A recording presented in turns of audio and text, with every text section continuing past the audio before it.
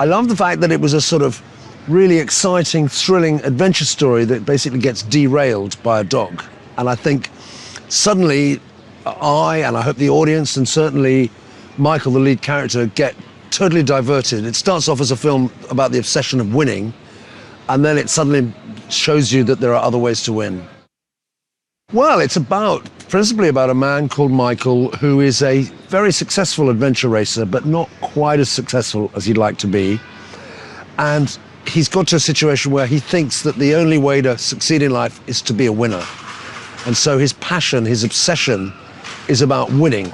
And that's sort of almost all that matters to him.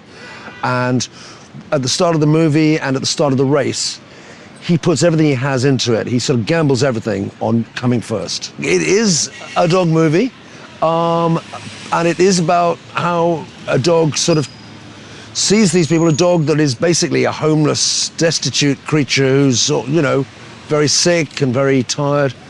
And this dog ends up having the same sort of qualities that these races have, this sort of determination, this refusal to quit, this sort of tough, mad obsession with keeping up and getting to where they need to be.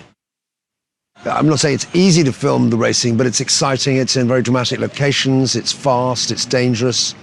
And it was a question of taking all our cameras up steep hills and just throwing the crew into the situation. So that's one side of it. But then the relationship between Michael and the dog and between the other characters and the dog, that's a whole different thing. You have to, I think, treat the dog as a character, not as it's a dog, it's all different. It has to become an equal character. And we have to try and find a way to make it seem like it's feeling things and caring about stuff and relating to people.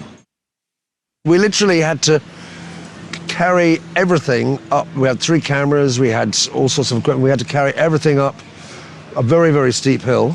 And when you go on a zip line, you start at one end and you finish on the other. So to get to the other end, we had to send all the equipment, like you say, across the zip line. All the crew members would put on a helmet and just slide over. It was insane.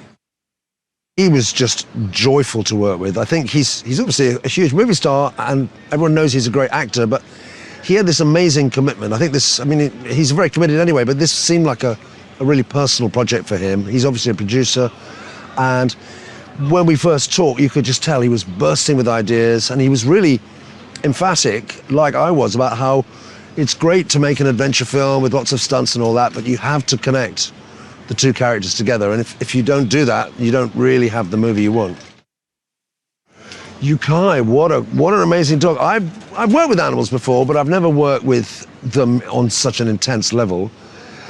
And, you know, I met him early on because he came out a few weeks early.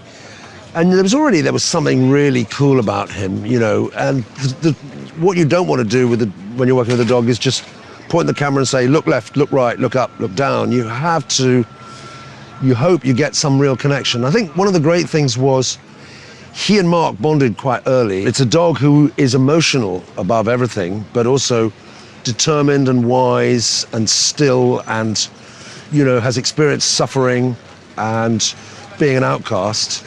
And it's a dog who's in search of something as well, a family, a home, a life.